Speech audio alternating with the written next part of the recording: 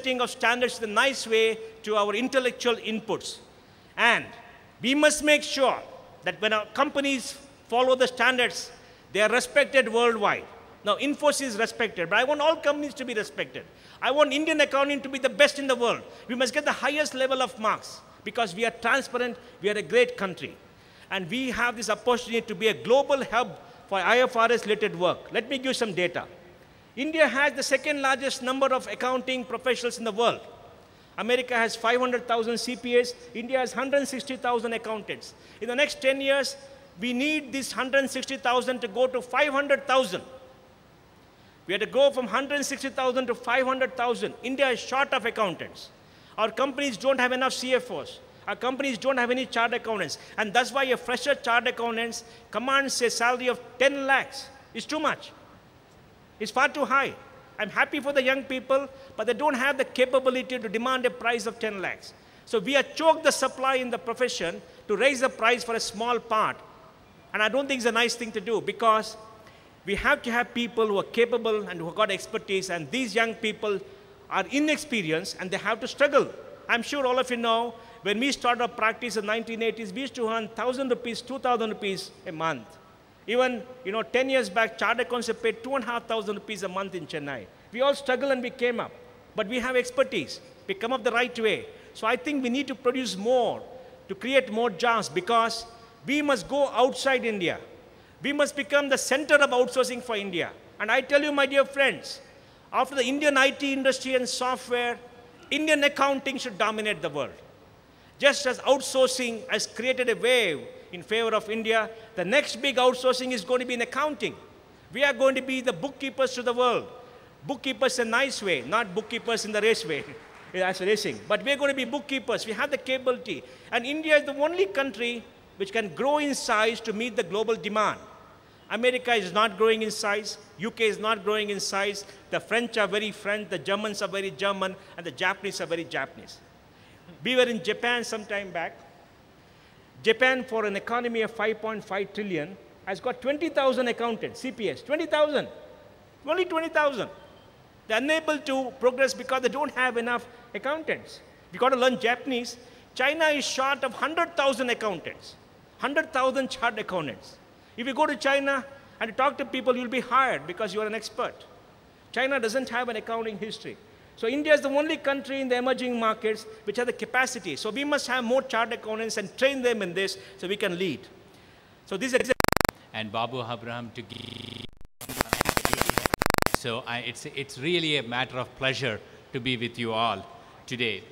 I want to thank my friend C.A.G. Ramaswamy and Babu Abraham to give me a chance to speak before you all today. I have many things to share, but I think I will limit myself to the topic that was asked of me because of the fear that I will be standing between you and lunch. So I don't want to take too much time, but I wanted to talk about the challenges and the opportunities that will come for IFRS, not just for some big four accounting firms, but for everyone. It is a difficult act to follow a brilliant speaker like Mohandas Pai, but I will do my best to speak about the subject matter. When I was leaving on Friday, it took me 30 hours to come here because I left San Francisco on Friday, San Francisco time, and it took me 30 hours to come here, but I feel really invigorated to be with you all, to speak to you all, despite the fact that I flew 30 hours continuously to be here. I told my wife, thank you. I told my wife asked me, why are you taking so much trouble to change 4 planes to go to Kochi? And I told her the reason is very simple. This is the defining moment for me personally, whether I will continue as a chartered accountant or as a parliamentarian down the road. If I succeed in convincing you on few matters, then I will shift my profession. So my friends, my future is in your hands. So if you really appreciate what I speak today, then I think I will decide on my profession. So be careful in what you ask for me. A lot of people think, let me just give you a brief background about myself, because I think it is worthwhile to share my experience where I have started my career as a chartered accountant before I plunge into the topic today. A lot of people think that I'm from Kerala. The reason behind is that my last name is Kallavacharla. And so a lot of people think I'm from Kerala. And in the olden days, many, many years ago, I used to have a beautiful, nice jet black curly hair. I don't have that anymore. But I'm not from Kerala. I'm from Andhra Pradesh, originally from Andhra Pradesh. And after passing CA, unlike many people, I have left for United States. And when I passed CA 20 odd years ago, it was very common for many chartered accountants to go for Dubai. But for some reason, I have decided to go to America in those days. So that's how I started. But I wanted to tell you that when I started my career as an article clerk, I could not get articleship in Coopers & Lybrand, Lovelock & Lewis, that's the name of the firm. That there was only one articleship from Hyderabad in Lovelock & Lewis, and my father is not a powerful man, so I did not get into articleship at Lovelock & Lewis. So I ended up joining a small, medium-sized firm in Hyderabad, and I did many audits, especially under Section 44AB in those days from Hyderabad.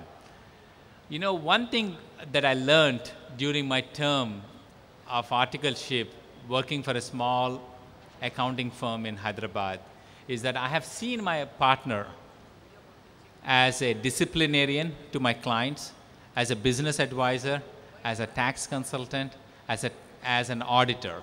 The role that he played has been a tremendous source of inspiration for me. And I have to tell you, friends, that inspiration has helped me a lot in my career, both in the United States and in India. And I take a lot of pride by being articled from a small accounting firm, and I don't take that as an insult, and as something I stand in front of you all and tell with pride. So I want you all to be aware that being a small and medium-sized firm is not a source of disappointment, but it's a source of pride. The reason behind is that many institutions around the world, even in the United States and in the United Kingdom, 80% of the businesses are run by small businesses. 80% of the businesses in these countries are also run by these small businesses. And they look to their auditor not just to be an auditor, but they look to their auditor to be also a sound businessman. And I can tell you that most of you play that role day in, day out. Many of you are unsung in that role, but I tell you that role is very vital to our society. As India becomes more globalized and there are going to be more and more challenges to these businesses down the road, the importance of small businesses and the importance of the auditors to those small businesses cannot be underestimated. So please continue to do the work that you are doing day in, day out. It's extremely important.